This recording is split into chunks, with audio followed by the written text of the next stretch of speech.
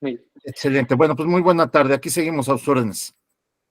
Buenas tardes a todas y todos. La Barra Latinoamericana de Juristas y Peritos Asociación Civil, Innovando Medios TV y el Centro Universitario de Estudios Jurídicos WEB, así como la Barra Latinoamericana, Delegación Ciudad de México, tienen el gusto de dar la bienvenida a esta tercera sesión de la Semana Jurídica en la que justamente se comparten temas de enorme interés para toda la comunidad. Este día contamos con la distinguida presencia de la maestra en Derecho Parlamentario, Paola Rossi González Piña, quien abordará un tema grandioso y más con las fechas que estamos o que están aconteciendo. El Estado mexicano formando juristas con futuro. Pero antes que nada, y para conocer mejor a la maestra, me permito dar lectura a la síntesis curricular de nuestra expositora para que puedan conocer un poco de su trayectoria académica y profesional. Así que voy a dar paso a la lectura de su síntesis. Bueno, la maestra Paola Rossi González Piña, que es maestra en Derecho Parlamentario, actualmente es estudiante del doctorado en Derecho Parlamentario en la Universidad Autónoma del Estado de México. Tiene un diplomado en métodos alternos de solución de controversias por el Centro Estatal de Mediación, Conciliación y de Justicia Restaurativa del Poder Judicial del Estado de México. También ostenta una maestría en Derecho Parlamentario por la Facultad de Derecho de la Universidad Autónoma del Estado de México. Tiene una licenciatura en Derecho por la Facultad de Derecho de la Universidad Autónoma del Estado de México y también ha tomado cursos de actualización disciplinar en materia jurídica y pedagógica. Ahora vamos a conocer, ya vimos la trayectoria académica, ahora vamos a ver la gran trayectoria laboral de nuestra expositora. Muy bien, durante el 2002 hasta el 2010, trabajó en la Procuraduría General de la República, hoy Fiscalía General de la República, en la Delegación Estado de México con residencia en Toluca. Del año 2011 al 2013 fue auxiliar de abogado postulante. Del 2014 al 2015 trabajó en el Tribunal Superior de Justicia del Estado de México, adscrita al Juzgado Sexto de Primera Instancia del Distrito Judicial en Toluca con residencia en Metepec. Desde el 2015 ha sido docente de estudios profesionales en la Facultad de Derecho de la Universidad Autónoma del Estado de México, en la Universidad Azteca, Universidad UIM y Universidad UNIAM. Ha sido también docente en Diplomado Superior de Estrategias de Litigación Oral en la Universidad Académica de Temascaltepec de la Universidad Autónoma del Estado de México. Asimismo, desde diciembre del año 2020 a noviembre del 2022, fue responsable del área de proyección de la investigación del Instituto Superior de Ciencias de la Educación del Estado de México. Y actualmente es coordinadora de investigación del Instituto Superior de Ciencias de la Educación del Estado de México. Finalmente, puedo mencionar algunas de sus publicaciones también para que ustedes puedan saber si es que tienen interés en leer alguna. Primero que nada, el capítulo del libro El sector productivo en la nueva Ley de Educación Superior para el Estado de México.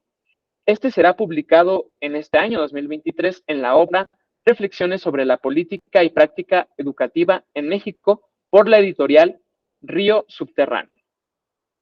También tiene un artículo denominado Nueva Ley General de Educación Superior, una política innovadora en el sistema educativo de México, publicado en la revista IAPEM número 111, enero-abril del año 2022. Y también tiene un capítulo del libro El juicio político como medio de control constitucional, publicado en la obra Estudios Constitucionales desde perspectiva de derecho parlamentario, por la editorial Fontamara del año abril 2019. Muy bien, habiendo hecho esta lectura de su semblanza, ahora sí le doy paso a, y sin más preámbulo, a que pueda hacer uso de la voz nuestra expositora, la maestra Paola Rossi González Piña. Adelante, maestra.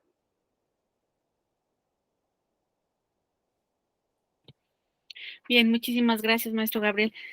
Pues muy buenas tardes a todos. Les saludo con mucho agrado y cariño desde la ciudad de Toluca, a todos los que están el día de hoy conectados en este espacio que honrosamente nos permite compartir la Barra Latinoamericana de Juristas y Peritos Asociación Civil. En este sentido, quiero externar mi agradecimiento en primer momento al doctor Eduardo Blanco Rodríguez, quien preside la Delegación Estado de México de esta barra, quien me dio la oportunidad de ser parte integrante de esta organización, y de manera secundaria al maestro Carlos César Guzmán Álvarez. Sin duda, la experiencia de formar parte de este tipo de organizaciones o asociaciones nos permiten ir consolidando una trayectoria profesional. Entonces, en este sentido, me siento muy comprometida y al mismo tiempo halagada de formar parte de este tipo de actividades. Bien, como ya lo mencionó el maestro Gabriel, el día de hoy me voy a permitir compartir con ustedes algunas reflexiones en torno a lo que yo he denominado para esta charla el Estado mexicano formando juristas con futuro. Justamente derivado de la actividad que desarrollo como docente y además como investigadora, me gusta explorar en esta parte de la ciencia jurídica. Puedo decir que el parteaguas para que yo hoy esté platicando con ustedes de este tema surge desde el momento en que yo observo. Ustedes saben que la ciencia jurídica siempre tiene como punto de partida la observación, y yo observo que al menos 8 de cada 10 egresados, particularmente de la licenciatura en Derecho, pero me atrevería a decir que no somos la única profesión, 8 de cada 10 egresados, cuando nos incorporamos al campo laboral, empezamos a visualizar bastantes complejidades.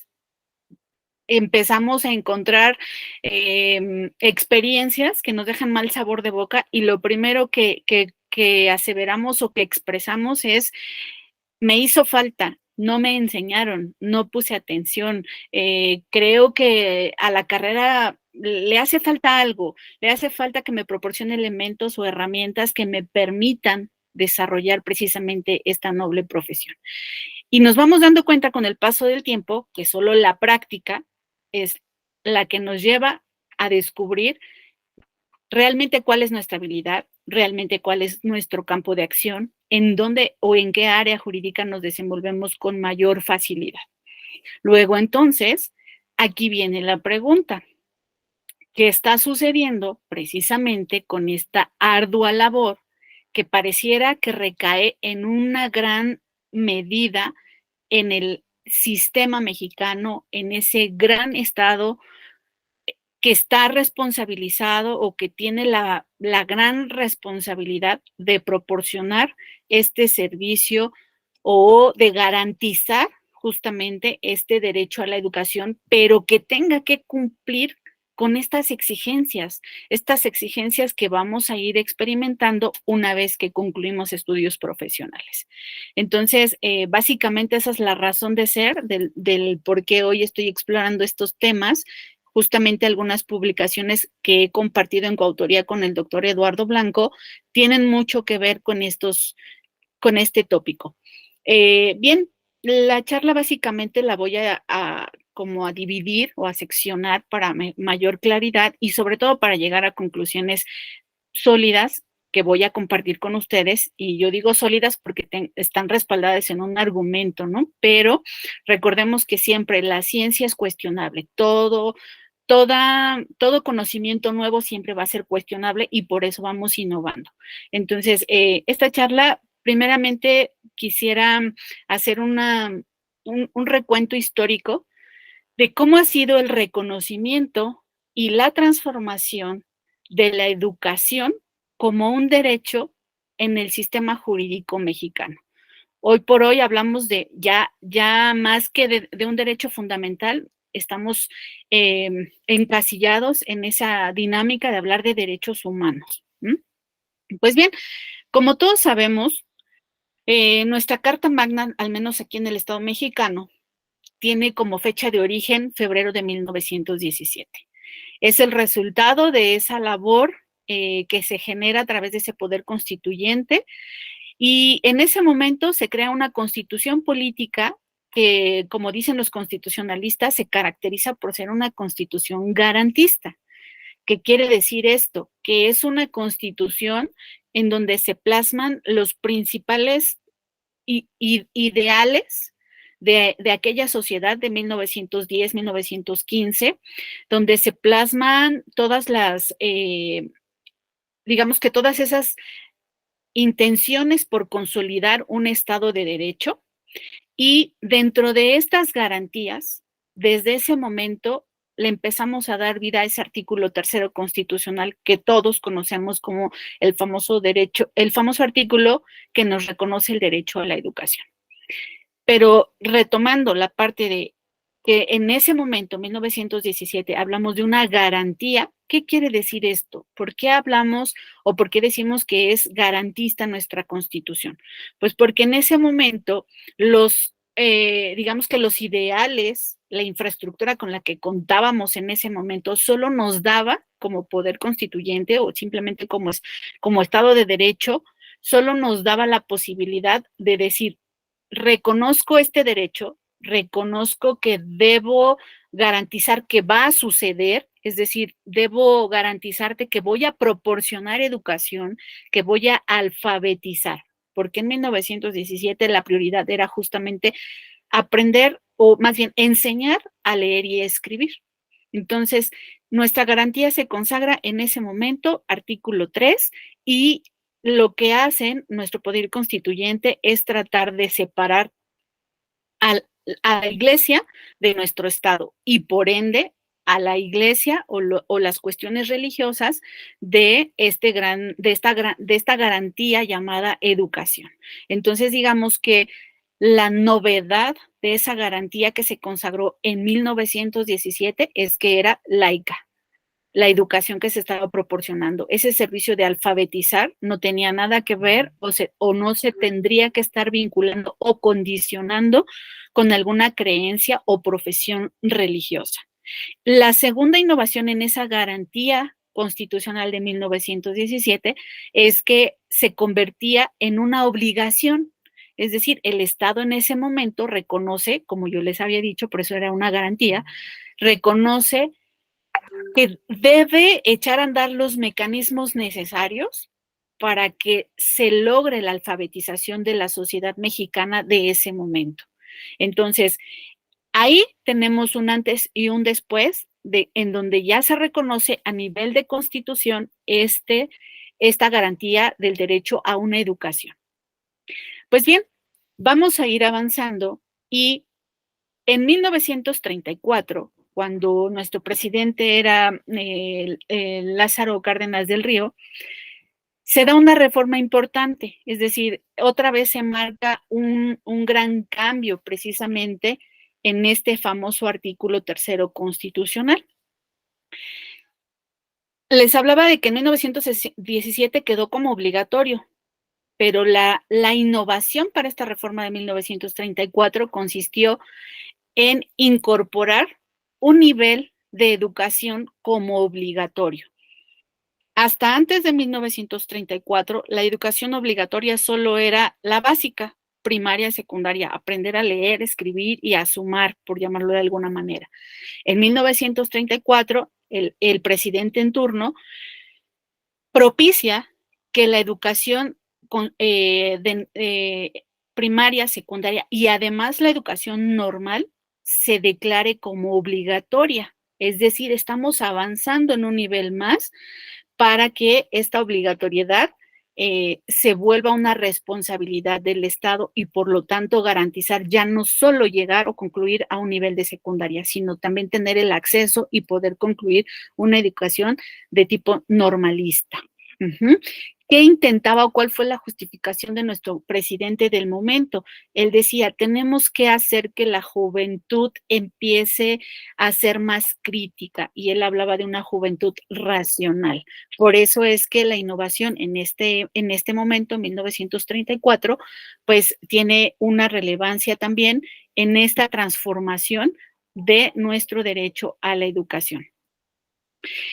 Otra incorporación o innovación en ese año 1934 es que hasta ese momento el artículo 3 constitucional, pues en pocas palabras decía, es obligación del Estado garantizar el derecho a la educación, pero empiezan a gestionarse algunas necesidades y entonces el Estado tiene que ser un tanto más preciso. Luego, entonces, en esta misma reforma del año 1934, el Estado deja dentro de la propia Constitución la claridad de que el rector, quien lleva la batuta en la directriz de proporcionar educación en México, es el Estado, y por lo tanto recae la responsabilidad en el Estado a través de su Secretaría de Educación para diseñar, aprobar y modificar los planes y programas de estudio, incluso los métodos de enseñanza. Y eso lo vamos a encontrar en esta reforma de 1934. Entonces, desde aquí vemos que ya el Estado dice, ok, sí te reconozco el derecho, pero la responsabilidad del diseño de los programas, de lo que se va a impartir como educación en una instrucción de nivel primaria, secundaria y normal, la vamos a decidir nosotros como Estado, a través, por supuesto, de un órgano encargado de ello. En una década más adelante, vamos a ver que para el año de 1946, durante el sexenio de Manuel Ávila Camacho, nuevamente nuestro artículo 3 constitucional sufre una reforma importante y aquí hablamos ya de principios rectores que van a distinguir a este derecho a la educación. Principios se incorporan de primer momento el principio de igualdad y no discriminación. ¿Qué quiere decir esto? Que bueno, entonces el Estado empieza a observar que él recae en la obligación de proporcionar este servicio o de garantizar este derecho, pero lo tiene que hacer bajo ciertos principios. Entonces empezamos a extender o a hacer más grande esta obligación y, por supuesto, esto va a tener consecuencias todavía un poquito más adelante. ¿Por qué? Cuando yo hablo de una educación bajo el principio de no discriminación, de manera paralela, estoy señalando que la educación es de todos y para todos. Luego, entonces, las dificultades que representa este principio de no discriminación es con qué cuento como Estado, cuáles son mis elementos, cuál es mi infraestructura para poder cumplir con esta garantía y para poder hacer que toda mi sociedad en México tenga acceso a esta educación bajo este principio de no discriminación. Pues vamos a encontrar con algunas circunstancias que obligan al Estado, y justamente en ese mismo año 1946, obligan a compartir esta obligación. Pareciera que hasta este momento la obligación caía únicamente en el nivel federación.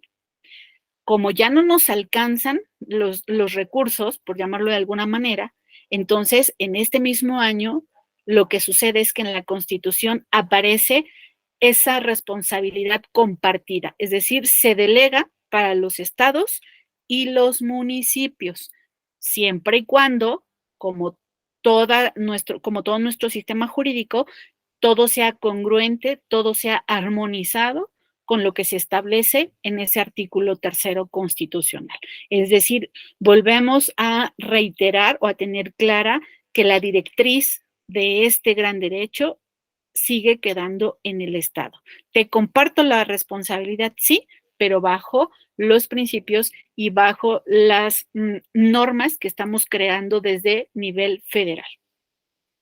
Bien, nos vamos a ir hasta 1980. En 1980, este artículo tercero vuelve a tener otra reforma importante y es donde, además de compartirse la obligación entre federación, estados y municipios, nuestro presidente López Portillo dice, sucede que ya tenemos la obligación de proporcionar educación de nivel básico y normal, pero el nivel superior se está convirtiendo ya también en una demanda.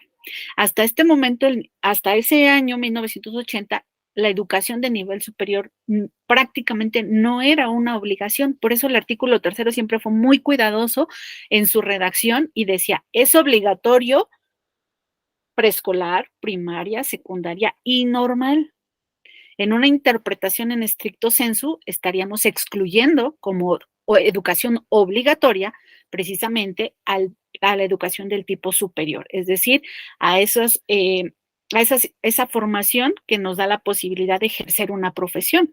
No era obligatoria. Sin embargo, sí se estaba presentando, digamos que socialmente, esa exigencia social, y lo que hace esta reforma de 1980 es oficializar la descentralización en este derecho a la educación de tipo superior.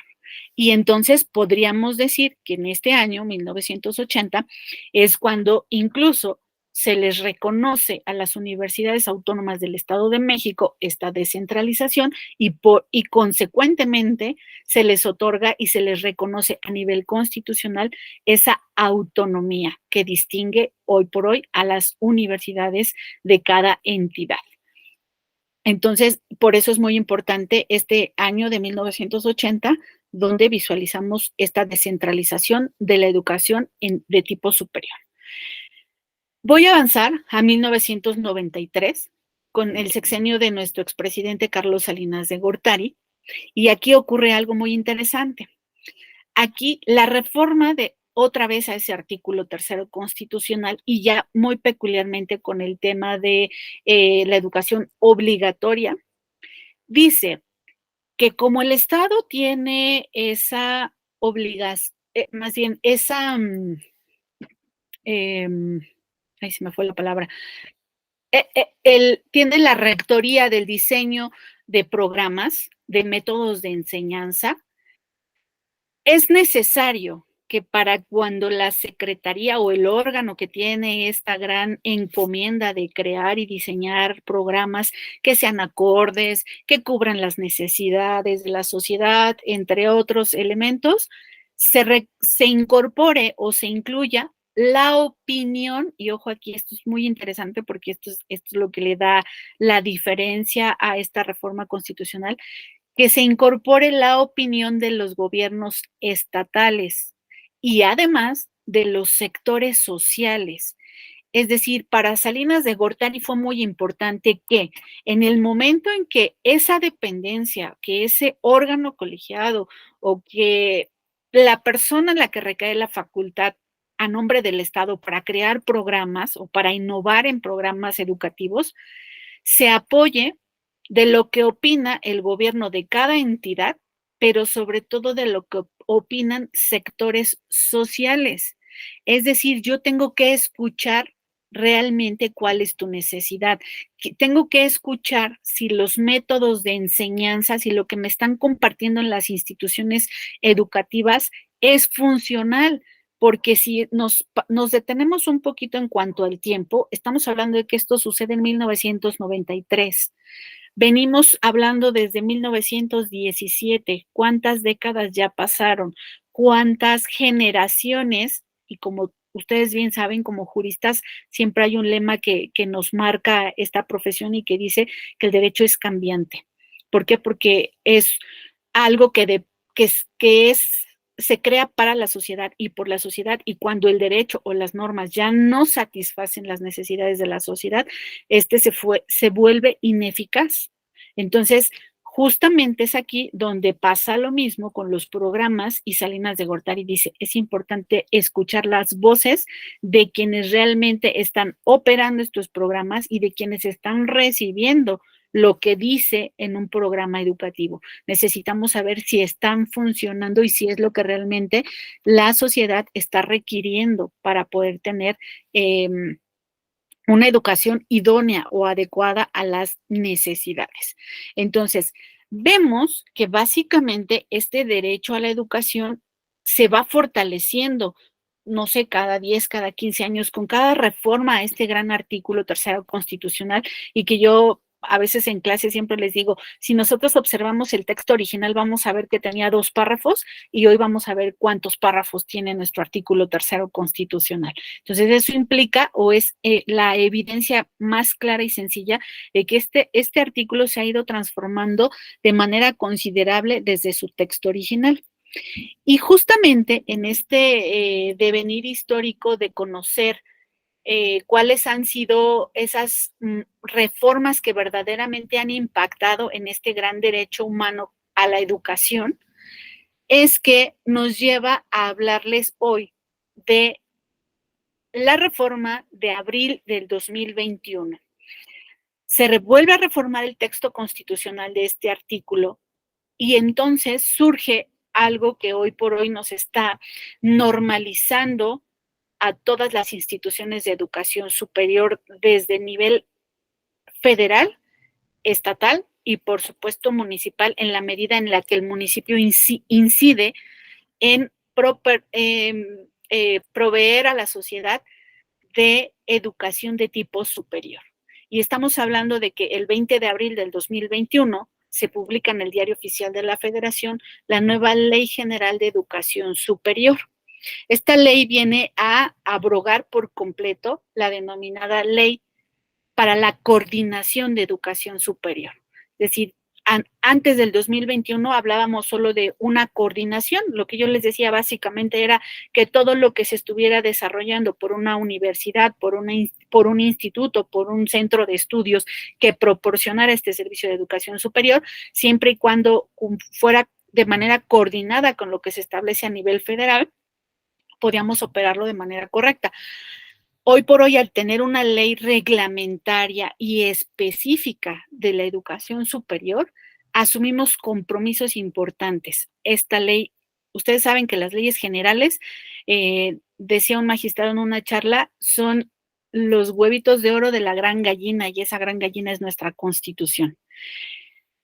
Básicamente, la gran aportación de esta Ley General de Educación Superior la vamos a encontrar en su artículo 3, y se los voy a leer de manera textual, el párrafo que hoy nos trae con ustedes en esta charla, y dice que la educación superior es un derecho que coadyuva al bienestar y al desarrollo integral de las personas. Ojo, esto es muy importante porque no estamos en una charla de constitucional, pero sabemos que dentro de nuestra Carta Magna encontramos el famoso principio pro persona, que nos lleva a hablar de dignidad humana, y dignidad humana implica precisamente este desarrollo integral de las personas.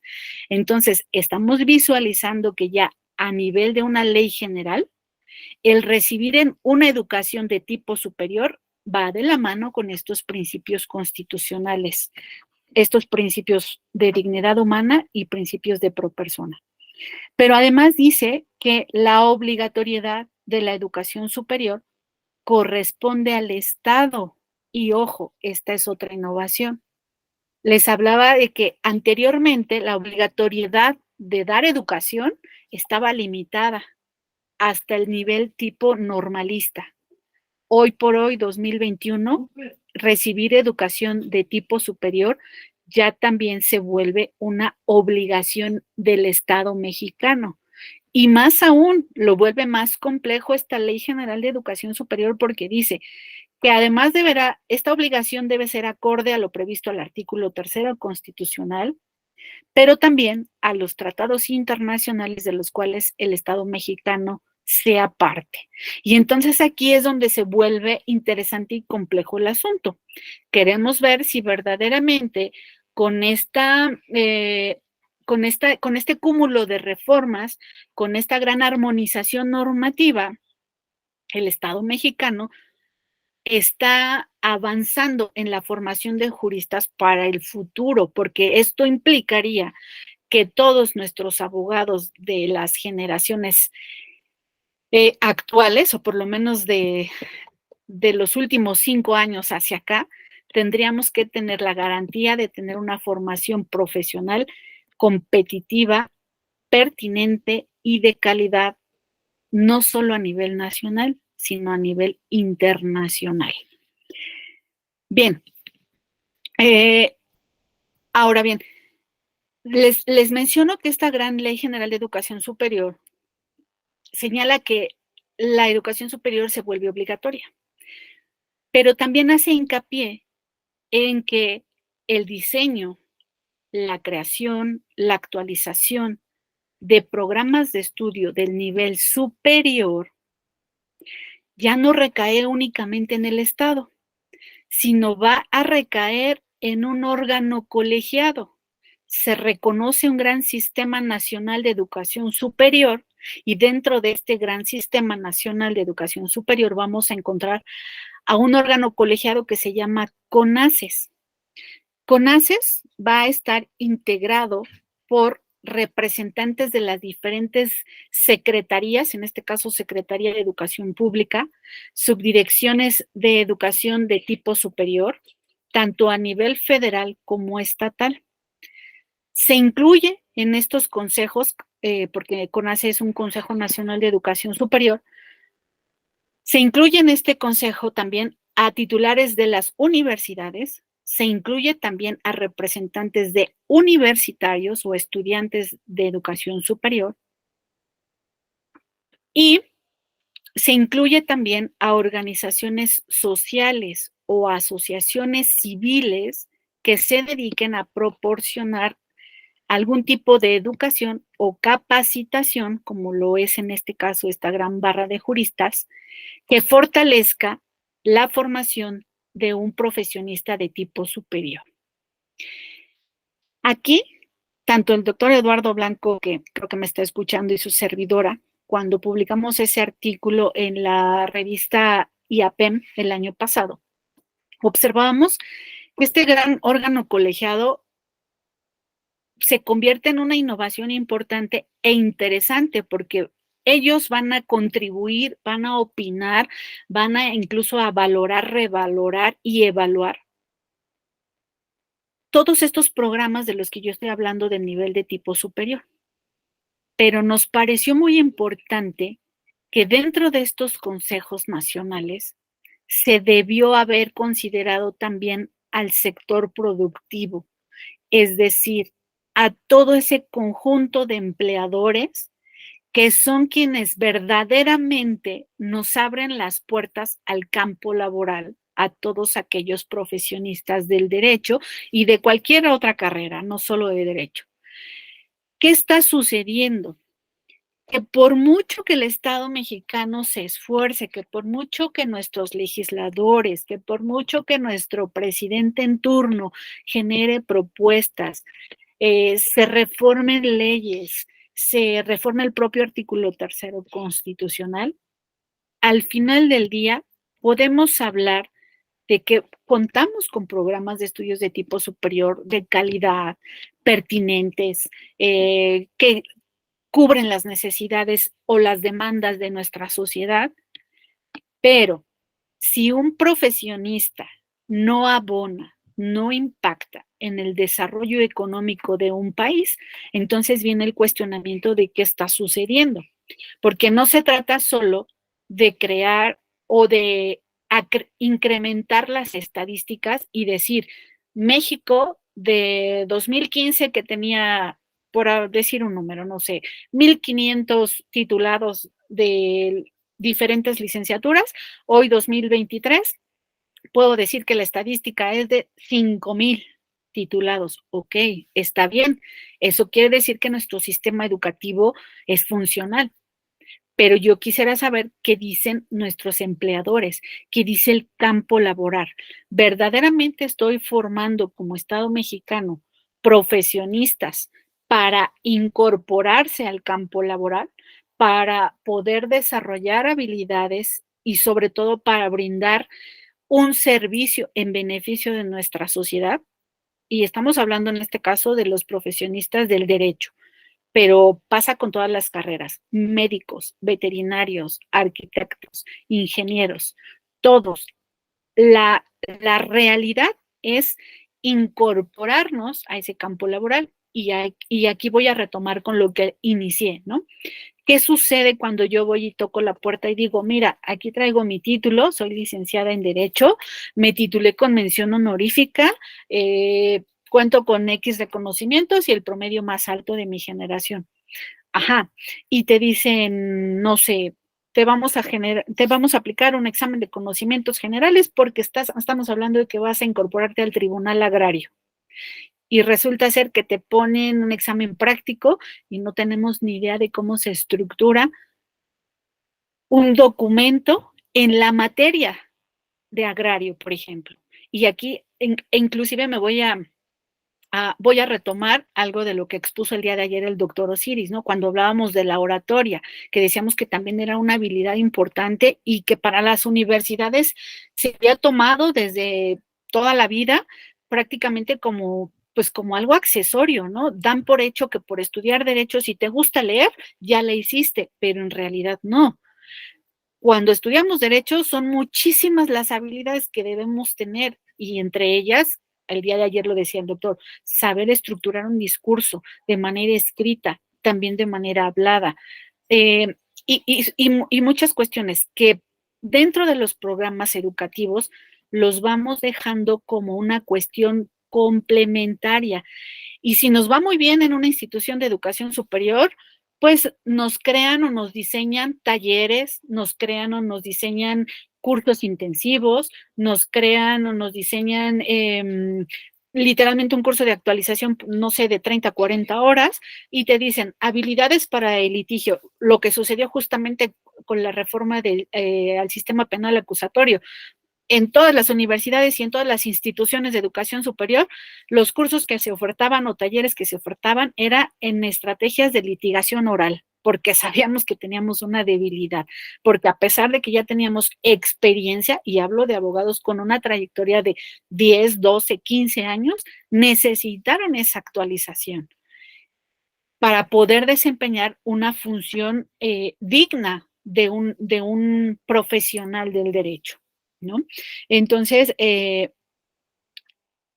está sucediendo? Que cuando estos órganos colegiados, que son los que tienen la responsabilidad de evaluar, de considerar, de escuchar al sector social, al mismo sector universitario, al mismo sector de docentes, que somos los que a veces nos ponemos en el aula y cuando vemos el programa decimos, uy, tengo que trabajar estos temas de hace 15 años y trabajarlos con esta generación. Algo que yo recuerdo mucho en mi generación como estudiante, empezaba a darse la titulación por examen de conocimientos generales EGEL, el famoso Exani 2. Algunos compañeros optaron por esa opción por el temor a la tesis, por el temor al que esa es otra habilidad que no todas las universidades logran desarrollar en los estudiantes, el amor por la investigación y poder construir o trabajar una muy buena tesis. Y entonces recuerdo muy bien que muchos compañeros decían, no, me olvido de la tesis y ya nos dieron la oportunidad, nos vamos al Exani 2. Les llega la guía para el Exani 2 y observan que venía derecho bursátil, derecho aduanero, comercial, derecho de comercio internacional, algo así, recuerdo. Eran como 5 módulos, que cuando los comparamos con todo nuestro plan de estudios de 5 años, no teníamos incorporadas esas unidades de aprendizaje o esas materias. Entonces, desde ahí estamos observando que existen muchas áreas jurídicas que no se están considerando y que por lo tanto nuestros estudiantes, nuestros universitarios y futuros abogados no tienen o no van a tener las herramientas para poder incorporarse a nuevos ámbitos laborales. Estamos hoy en siglo XXI y es importante que miremos y que escuchemos a ese sector de empleadores. Yo les voy a compartir tan solo estadísticas que me llevan a concluir lo que les voy a compartir el día de hoy. La propia UAMX, en donde yo trabajo porque pues aquí radico en el Estado de México, en el año 2020 publica de manera oficial en su estadística anual que la carrera con mayor demanda aquí en la UAMX es licenciatura en Derecho. Está así tope, matrícula más alta en el año 2020, seguida de la licenciatura en Psicología y después Administración. ¿Qué quiere decir esto? Que por lo menos entre el 2019, 20 y 21, los egresados o las facultades con mayor número de egresados iban a ser estas tres. Por lo tanto, íbamos a incorporar a la sociedad y al mercado laboral un buen número de abogados o de licenciados en psicología. También nos hizo saber que las carreras que prácticamente no presentan ninguna demanda era la licenciatura en geoinformática, la licenciatura en ciencias de la información documental, lo que conocemos como licenciatura como de archivos, son todos los que se encargan de la organización de archivos en instituciones públicas o privadas. Otra que no tiene demanda es la licenciatura de ingeniero agrónomo, seguida de licenciatura en sociología y después artes teatrales. Quise hacer mucho énfasis en las primeras porque estas son cifras de 2020, no tienen mucho tiempo.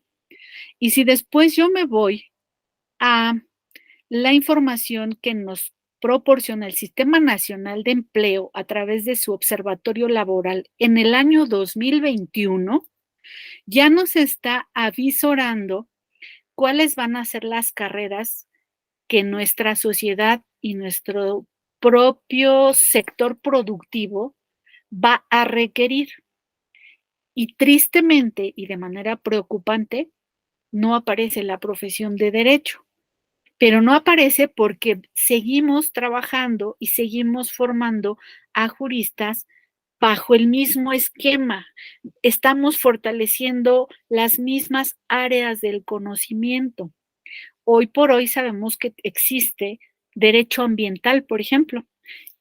Y para allá voy, por eso lo mencioné, porque este observatorio laboral en el año 2021 nos dice que las carreras con mayor demanda en los próximos 10 años al menos van a ser ingeniería ambiental y sustentabilidad. Otro, especialista en cambio climático. Otro, especialista en sostenibilidad. Otro, ecologista de datos. Otro, productor de alimentos orgánicos. ¿Qué quiere decir esto? Que nuestra profesión tiene que voltear a ver a estos observatorios laborales para poder reencauzar o innovar en nuestros programas, que podamos crear juristas que tengan el conocimiento, lo podemos sintetizar en desarrollo sostenible o en desarrollo sustentable. ¿Por qué razón? Hablábamos de que cuando se reconoce en nuestra Constitución este gran derecho humano a la educación y que debe ser congruente con los tratados internacionales y con todos los instrumentos internacionales de los cuales México es parte, yo solo quiero compartirles, o más bien refrendar o recordar que nosotros somos parte de la famosa Agenda 2030, esos famosos 17 Objetivos de Desarrollo Sostenible. Y los juristas no estamos exentos de abonar a esos 17 Objetivos de Desarrollo Sostenible. Luego, entonces, la conclusión es que el Estado mexicano, a través de sus instituciones y de sus órganos colegiados encargados de evaluar, revalorar, proponer o rediseñar programas de estudios superiores y particularmente de la profesión del derecho, deben escuchar a nuestro sector productivo, a nuestros empleadores, para saber cuáles son las mejores propuestas de innovación y garantizar juristas con una ética y con un conocimiento que verdaderamente aporte a un desarrollo integral, primero de forma individual y segundo de forma colectiva. Es decir, que seamos profesionistas del derecho por la sociedad y para la sociedad. Y bueno, justamente no podemos dejar de lado que asociaciones e instituciones, como lo es esta gran barra de juristas y peritos, también fortalecen en gran medida esta formación de juristas para el futuro. De una o de otra manera, en el momento en el que el Estado mexicano, a través del gran sistema jurídico, nos da la posibilidad de ser parte o de formar parte de esta corresponsabilidad, estaríamos abonando a garantizar verdaderos profesionistas del derecho con un gran futuro. De mi parte sería cuanto. Con esto concluyo mi charla el día de hoy. Dejo y comparto con ustedes esta información. Seguramente la presentación la voy a compartir con ustedes para que si la quieren consultar más adelante por el tema de los datos o fechas que pude haber contemplado y que a lo mejor no fueron tan, no se pudieron quedar, digamos, en el momento, con todo gusto lo compartimos a través de la barra y que sea consultable para todos ustedes. Muchísimas gracias y bueno, quedo a la disposición. Muchas gracias, maestra. Doctor Eduardo Blanco quiere intervenir. Le damos el uso de la voz. Sí, fíjate que yo quiero compartirlos porque además al maestro Carlos Guzmán nos tocó ser compañeros de trabajo. Voy a leer primero parte del texto de la nota y después voy a decir el año. Es sobre la llegada del entonces rector José Barnés a la universidad y voy a referirme a 2 párrafos sobre lo que acabas de decir y al final me voy a referir al año. Dice que primer punto indicó que la UNAM deberá transformarse en un sistema orgánico, integrado por una red de campus, mayor grado de autonomía académica y administrativa para que la UAS opere dentro del marco institucional claramente definido. Esto es, señaló, descentralizar la actividad universitaria en 5 planteles de la metropolitana. Después dijo, habló que, esta es la parte que quiero referirme y a la siguiente. En segundo lugar, anunció que se revisará el funcionamiento de los consejos académicos de área, cuerpos colegiados tengan mayor injerencia. Y el tercer punto habló del fortalecimiento de los cuerpos académicos, pero aquí habló de un punto muy relevante, la creación del plan flexible. ¿Y qué era el plan flexible que le tocó trabajar aquí a mi amigo Carlos, igual que a mí, porque fuimos compañeros de trabajo? Dice que algunas de las reformas en su naciente administración, planes y programas abiertos y flexibles, vinculación entre academias e investigación, apoyos en el posgrado y la descentralización. El plan flexible no era otra cosa sino tener troncos comunes en todas las licenciaturas. Por ejemplo, ingeniería química, el rector Barnés era ingeniero químico.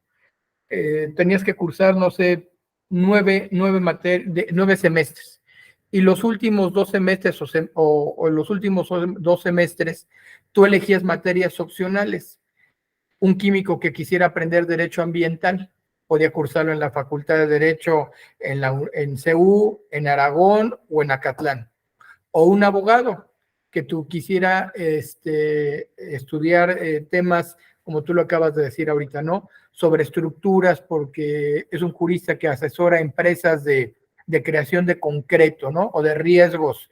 Entonces, se empezó a crear y se crearon los consejos académicos de área, en el cual, por cierto, fue uno de nuestros primeros consejeros, Maximiliano Alexander, ha sido varias veces diputado local y federal, pero ese plan flexible pretendía precisamente lo que tú decías, en que no fueran los planes y programas como los seguimos viendo hoy en día, rígidos, perdón lo que voy a decir, tradicionales, conservadores y en algunos casos inútiles. Y quiero ahí tu reflexión.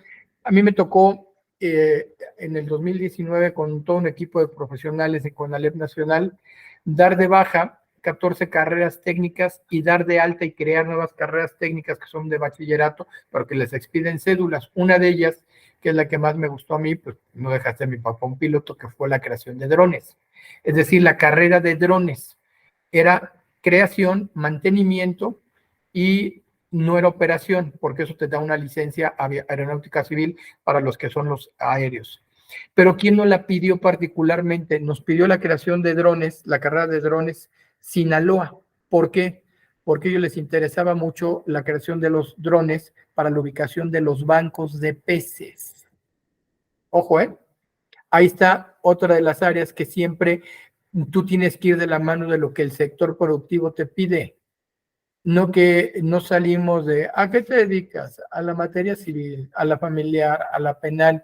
Y yo que he tenido la oportunidad de dar clases en áreas financieras, hay muy buenos contadores abogados, hay muy buenos actuarios abogados, hay muy buenos licenciados en comercio abogados, porque nosotros, hay muy buenos economistas abogados, porque a los abogados no les gusta meterse al tema de las finanzas. ¿Cuál sería tu opinión desde tu experiencia en este plan flexible que proponía precisamente el rector Barnés? Sí, considero que son buenas opciones, sin embargo, volvemos a caer en el vicio de cómo lo operamos. Verdaderamente, quienes tenemos la responsabilidad de implementarlos, ¿sabemos operarlos? Y aquí voy a retomar por qué hago este cuestionamiento. Justamente también aquí en la UAM, Facultad de Derecho, en el año 2003-2004, cambió nuestro gran programa de ser rígido a ser flexible. Pero no entendimos esa flexibilidad, inclusive no la implementamos como lo acaba de comentar el doctor Eduardo Blanco. Para nosotros, aquí en la UAMX, Facultad de Derecho particularmente, la flexibilidad consistió en que el último año o año y medio de la formación del abogado, de acuerdo a tus intereses, de acuerdo a tus habilidades, a tus aptitudes, intentabas como especializarte y entonces en función de ello, tú pedías qué materia o tú elegías qué materia cursar para los últimos semestres del año. Esto sin duda se convirtió en un problema que terminó por regresar ese gran plan flexible a ser rígido. ¿Por qué? Porque no tenemos los recursos o la infraestructura suficiente, tanto material como inclusive recurso humano, para operar un plan flexible que sin duda sería una muy buena opción para poder estar acorde y congruente a las necesidades del sector productivo o simplemente de nuestros empleadores.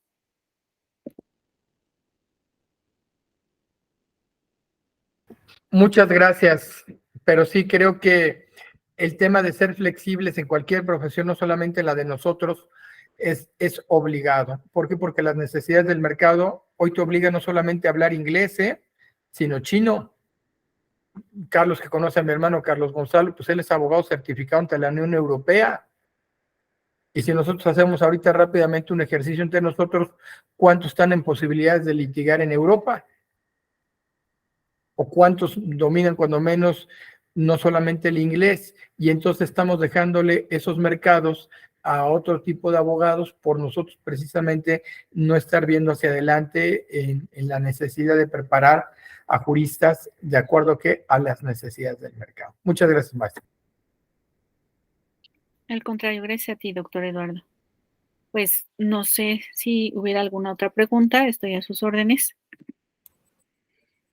Y si me lo permites, mi estimada maestra Paola, pues felicitarte por tu brillante exposición. Nos has dado varios elementos muy importantes con respecto a este tema que, insisto, a lo largo de esta semana el doctor Eduardo Blanco pues nos ha podido ilustrar con el conocimiento de varios de los expositores que el día de hoy pues tienen ahí en la delegación del Estado de México.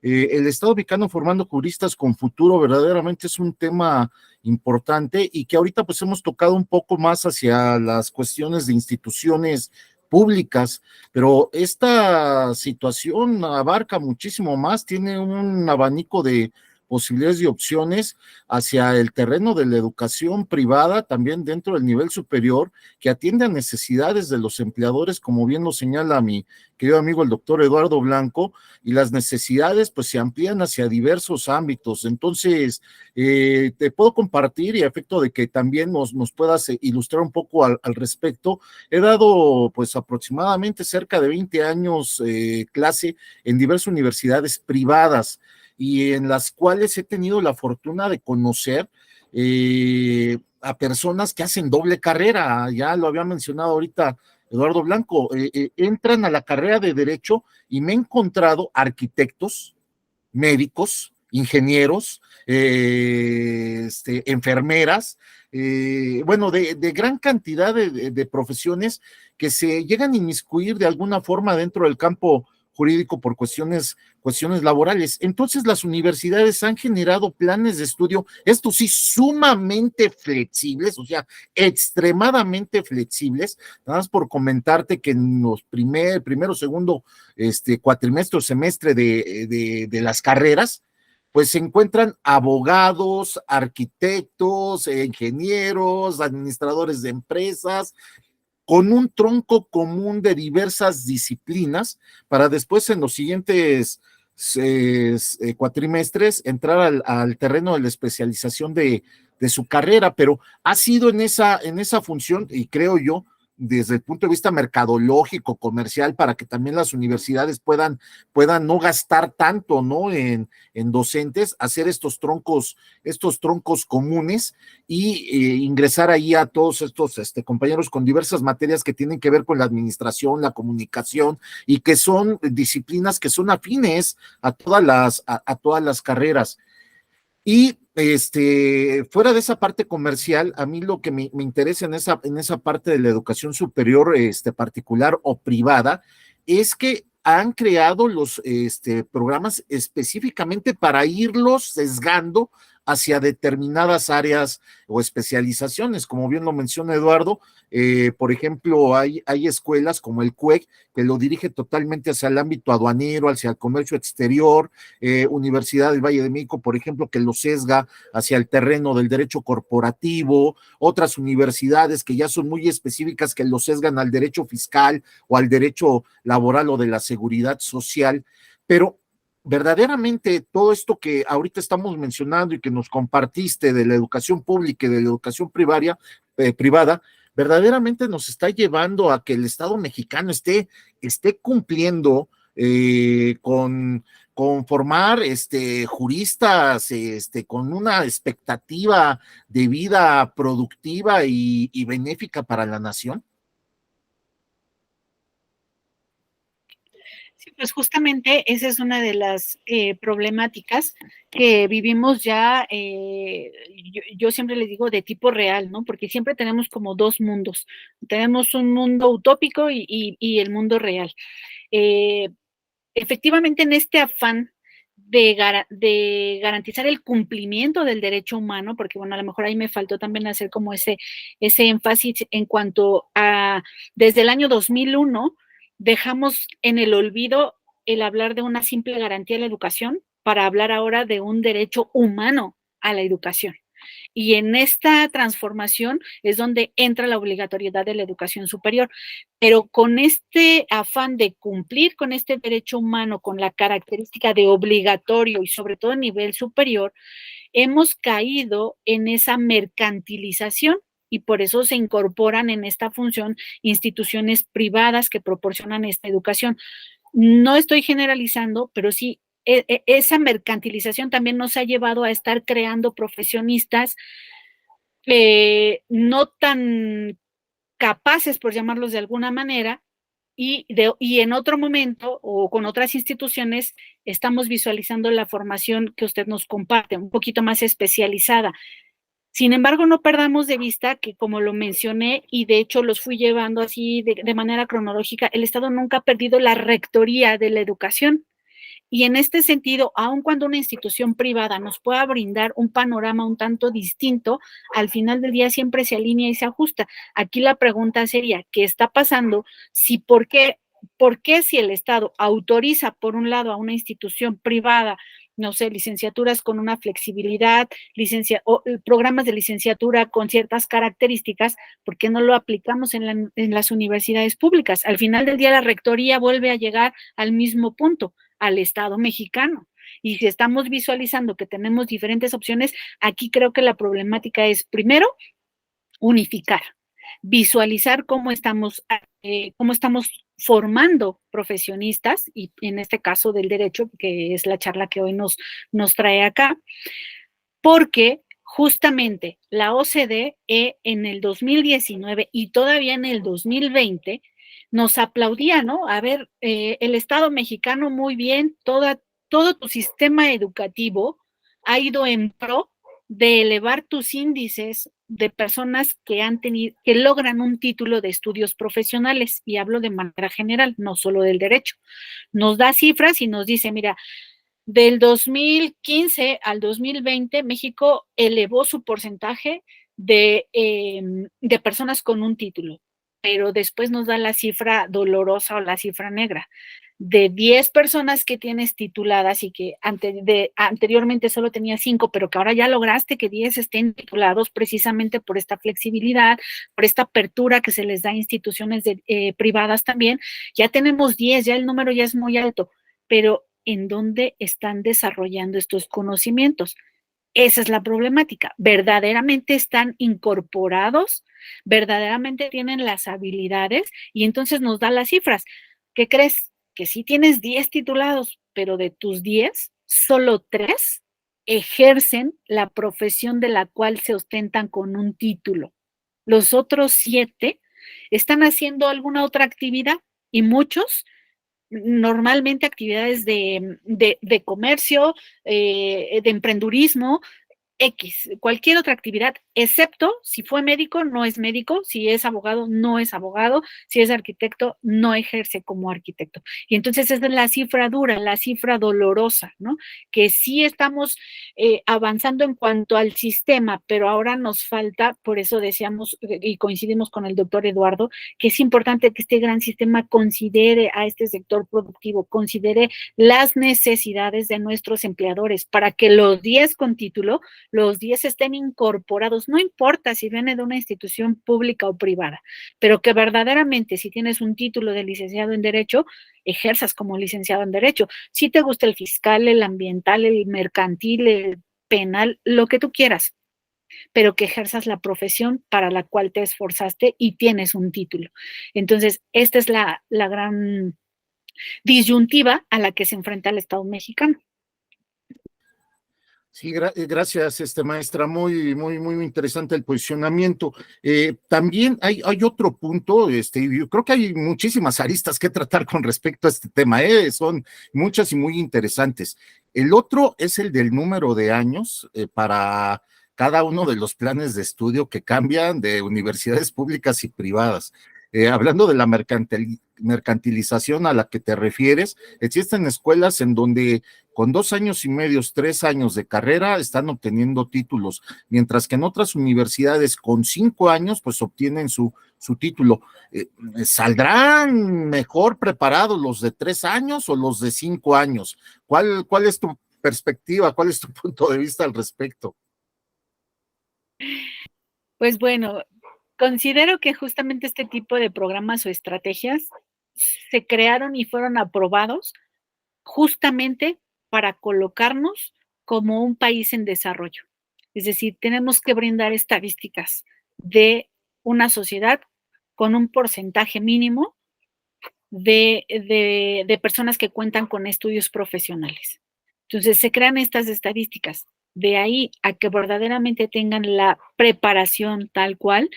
Y también voy a compartir mi experiencia como docente. Ya tuve, yo creo que usted también, doctor, maestro Carlos, ha participado en universidades públicas con programas de 5 años y en instituciones privadas con estos programas de 2 años y medio, de 3 años y medio, y vemos que hoy, no sé, una asignatura tiene al menos 5 módulos temáticos y los tenemos que abordar en 2 meses.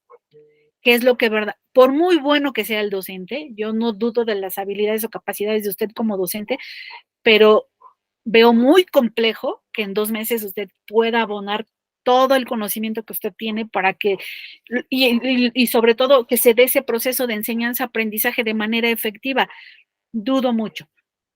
Ahí estaríamos poniendo en tela de juicio otro principio que se incorpora a estos estudios profesionales de educación superior y que están a nivel de Constitución, que hablan de la excelencia y la calidad.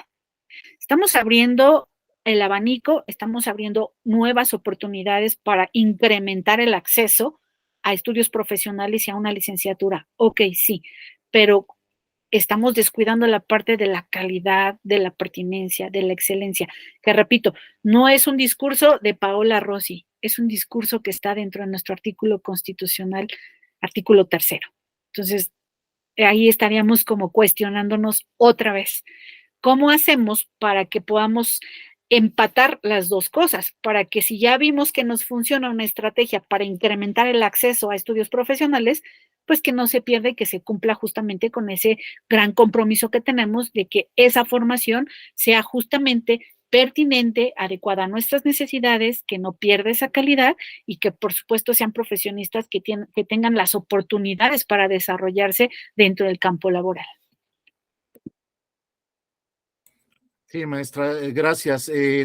También ahí en esta parte creo que el Estado mexicano tiene un reto, pero impresionante con todas estas aristas que estamos mencionando. Viene la siguiente, que también tiene que ver con esto último que me mencionaste referente a los módulos de 2 meses, en donde una materia contiene una temática que con 6 meses o inclusive con 4 meses, porque hay escuelas cuatrimestrales, difícilmente se aborda. Están las de 2 meses, pero a través de, a distancia, online, que esa también para mí hace una preocupación impresionante, porque si de por sí teniendo al guía, teniendo al instructor, al ingeniero conductual, docente, catedrático, como le quieran llamar los pedagogos, difícilmente se adquiere el conocimiento completo. ¿Qué nos esperamos de futuros profesionistas que están a través de plataformas, que algunas están muy bien diseñadas para determinadas actividades, pero que las temáticas en módulos de 2 meses, pues verdaderamente implican que sean grandes autodidactas, verdaderamente gente muy comprometida con los estudios para poder lograr obtener el título? Hoy en día hay una opción de titulación que frecuentemente observo en diversas escuelas particulares, que es el examen Ceneval, y a través del examen Ceneval se formulan cuestionamientos principalmente de tipo práctico, mientras que yo veo en las plataformas que pues mucho más es teoría que cuestiones prácticas, y en realidad muchas de las cuestiones prácticas por experiencia pues se adquieren fuera del aula, se adquieren fuera en ocasiones de las plataformas. Esto tiene que ver ya con acudir directamente a despachos, juzgados, audiencias, diligencias que le permitan uno ir relacionando esta parte teórica con la práctica, pero esa es mi otra preocupación. ¿Qué deberá hacer el Estado mexicano para poder regular este tipo de programas que los está avalando, los está aprobando, está dando los registros de validez oficial a las instituciones privadas para que impartan este tipo de educación? Pero a mí sí me preocupa mucho la preparación y formación. ¿Por qué? Porque yo como abogado postulante me los encuentro en el ya de lleno en audiencias, de lleno en documentos que entregan, y cuando los empiezo a revisar, algo que recheco muy rápidamente es los números de cédula profesional, no porque exista una situación de discriminación, sino que vamos viendo la experiencia que pueda tener el abogado en el ámbito profesional, pero empieza uno a leer redacción, ortografía, sintaxis, y encuentra uno muchas fallas que te hace dudar, y empiezas con esa situación de saber de dónde serán egresados estas personas que están ya ejerciendo, que se ostentan con una cédula profesional, que ya están titulados, pero que deja mucho que desear el trabajo profesional que están desempeñando, ¿no? Y creo yo, mucho de esto tiene que ver con este modelo que han estado permitiendo el Estado mexicano de que operen universidades bajo estos esquemas sin tener una revisión muy exhaustiva o darles más años o prácticas profesionales previas a obtener el título para que puedan a completar esa formación, porque pues al final del día quien obtiene el título, sea el de 5 años, sea el de 3, sea el de 2 o de módulos de 2 meses o de cuatrimestres o semestres, pues es un título que le avala el conocimiento como el que estudiara X número de años, ¿no? ¿Qué opinión te merece, mi estimada maestra Paola? Pues creo que la respuesta es muy, muy clara y muy puntual. ¿Qué debe hacer el Estado mexicano? Pues lo que debe hacer es prestar atención, escuchar. Así como fuimos retomando algunos aspectos en cuanto a las reformas que yo mencioné, y en una de ellas hice ese énfasis en donde por primera vez se dice que se va a escuchar a la sociedad, que por primera vez se va a escuchar al sector productivo o al sector privado. Justamente ahora que estamos hablando de un Consejo Nacional para la Educación Superior y que justamente dentro de sus funciones, que son más de 15 funciones que están establecidas en esta Ley General de Educación Superior, una de ellas dice que va a tomar las decisiones para innovar, para que se reformulen, si es necesario, los programas de estudio. Pero cuando hablamos de que esa es una de sus funciones, lo importante es mirar a quién va a realizar esa función, a quién le corresponde. Y si estamos hablando que es este gran consejo que yo decía que estaba integrado inclusive por representantes de universitarios, por representantes de docentes, por representantes, y que solo les faltó incorporar precisamente al sector productivo, pero está muy completo y al final es un órgano colegiado, que este órgano colegiado verdaderamente escuche, que tenga la apertura para escuchar opiniones como la que usted mismo, maestro, acaba de señalar en este espacio, porque como docentes lo vivimos. No hay mayor voz o portavoz de aquellos que sufrimos estas grandes necesidades, porque estamos operando un plan de estudios, porque estamos operando una metodología. Se habla de revisar no solo el programa, sino también los métodos de enseñanza, las técnicas. Entonces, creo que la respuesta está ahí. El Estado mexicano lo que debe hacer es tener esa apertura, escuchar verdaderamente para que podamos aplicar, para que podamos innovar y que entonces podamos tener una gran responsabilidad social, porque lo que usted también mencionó al final del día otorgamos una cédula, al final del día concluyen con un título y se otorga una cédula. El Estado mexicano lo hace y lo respalda.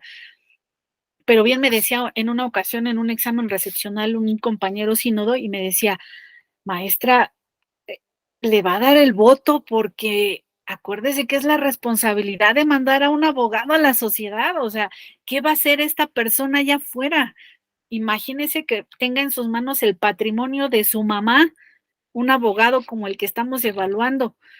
Y entonces ahí es donde, ups, sí, verdaderamente somos nosotros al final del día los responsables de decir sí avanzas, sí vas bien, y al final de decir ya tienes los conocimientos o las condiciones, más que conocimientos, podríamos dejarlo, ya tienes las condiciones legales para poder ejercer una profesión.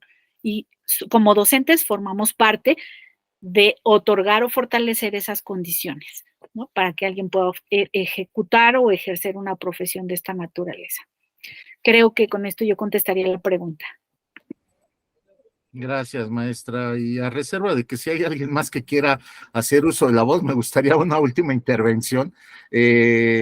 Ya tenemos esta parte que nos preocupa, estas aristas que hemos comentado, pero también está la del servidor público que está en el Estado mexicano realizando el trabajo, la función y labor importante de generar los modelos. Hoy en día mucho modelos por competencias que se está aplicando ya desde la educación básica hasta el nivel superior, a aprender a conocer, aprender a hacer, aprender a convivir, que ya está manejado en educación pública y privada.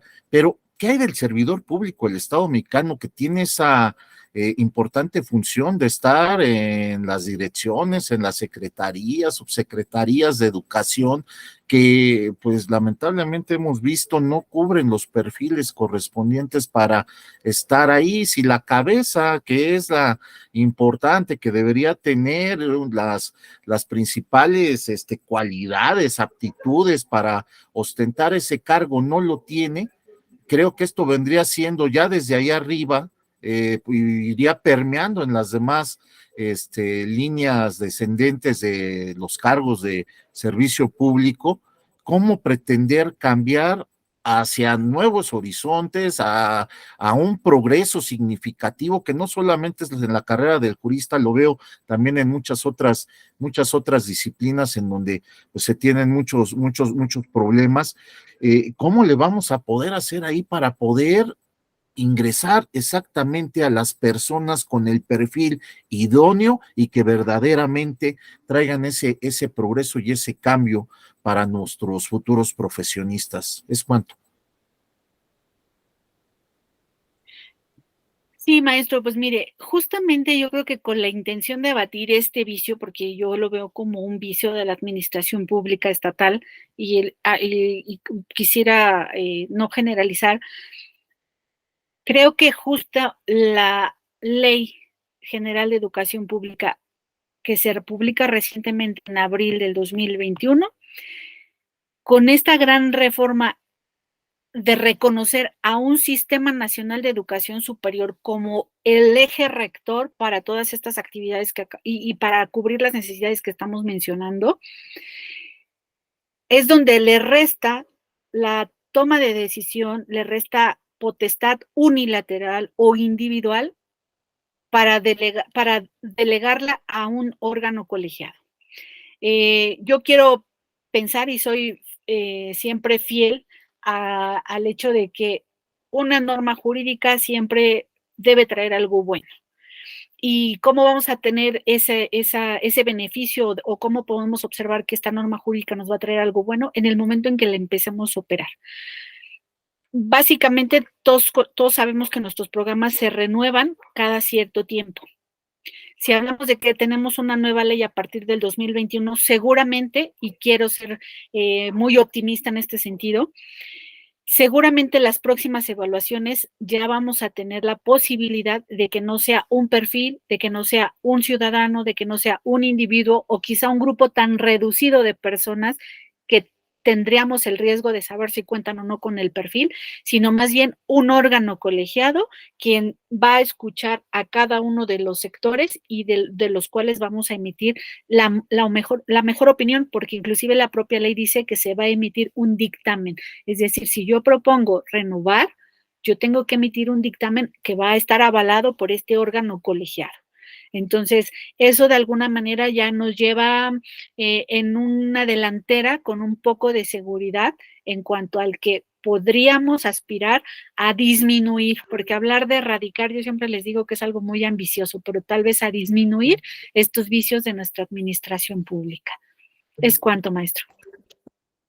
Gracias, maestra, por darnos tanta información, tus opiniones. Coincidimos en la totalidad. Tenemos un reto muy importante y creo que pues también el Estado mexicano, sus instituciones deben apoyarse principalmente en órganos como el que representamos hoy en día, los colegios y barras de abogados. Pues estamos también llevando esta función importante a nuestras espaldas y comentarte, y no es queja ni reclamo hacia el gobierno, pero nosotros estamos como una asociación civil que no tenemos aportaciones ni de gobierno ni privadas, pero estamos haciendo desde nuestra trinchera el esfuerzo, un trabajo arduo que se ha venido difundiendo a diversas entidades federativas, en donde pues han escuchado el clamor y el sentido de que debemos apoyar al gremio, de que debemos apoyar al semillero, a nuestras nuevas generaciones para tener un mejor país. Y la Barra Latinoamericana de Juristas y Peritos, Asociación Civil, esa es la función que está desempeñando hoy en día. No solamente nos estamos abocando al terreno de nuestros amigos pares profesionales del derecho, sino también a los estudiantes. Los estudiantes para nosotros es muy importante y creo que en esta parte muchos de ustedes, maestra Paola, Eduardo, que han sido docentes, que lo son y que aman seguramente esa profesión, pues saben lo importante que es tratar de ayudar a nuestros alumnos a que puedan irse generando pues diversas expectativas con respecto a la carrera en el terreno de los valores, en el terreno del conocimiento, de que adquieran estrategias, adquieran práctica en el desempeño desde que son estudiantes de la carrera, y creo que invitarlos a participar en las conferencias como la del día de hoy, que en esta semana han sido pero extraordinarias, y te agradezco mucho de nueva cuenta, doctor Eduardo Blanco, la calidad de expositores que has invitado para esta semana y los temas que se han abordado definitivamente son extraordinarios y están dejando pues muy buena impresión. Ya como te lo comenté desde el día martes con el doctor Efrén, empezamos a hacer ya la difusión de las grabaciones y han tenido muy buena respuesta por parte de nuestros agremiados. Entonces, pues felicitarte, maestra Paola, verdaderamente el día de hoy me voy muy satisfecho de nueva cuenta con toda la información que nos has proporcionado y en el cual pues creo que también es motivo de concientización, de reflexión para todos y cada uno de nosotros, que tenemos que poner nuestro granito de arena para que esto mejore, porque si lo dejamos todo a que nuestras autoridades de gobierno lo lleven a cabo, definitivamente no podemos dejar esa importante función social de la educación y principalmente del terreno del nivel superior exclusivamente a nuestros gobernantes, ¿no? Creo que tenemos una labor muy importante que seguir y creo que de la mano aquí vamos en la Barra Latinoamericana, echando para adelante para que las cosas sean cada vez mejor. Gracias, de mi parte sería todo. Bueno, pues si alguien más tiene alguna interrogante, puede hacerla a la maestra. De no ser el caso, daríamos cierre a la presente sesión. Muy bien. Pues agradecemos a nuestra distinguida ponente, la maestra Paola Rosy González Piña, por dar respuesta a las interrogantes planteadas, así como por deleitarnos con su brillante exposición sobre el tema, el Estado mexicano formando juristas con futuro. Asimismo, agradecemos a todos los participantes por su asistencia en esta tercera sesión.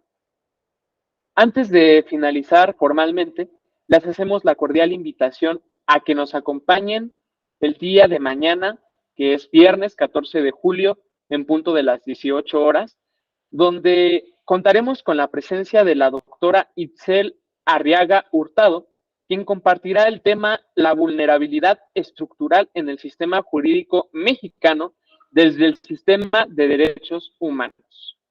Habiendo mencionado esto, damos por finalizada esta sesión con nuestro eslogan, el cual es: donde impera la justicia, el derecho prevalece. Muchas gracias. Bonita noche, hasta pronto. Hasta pronto.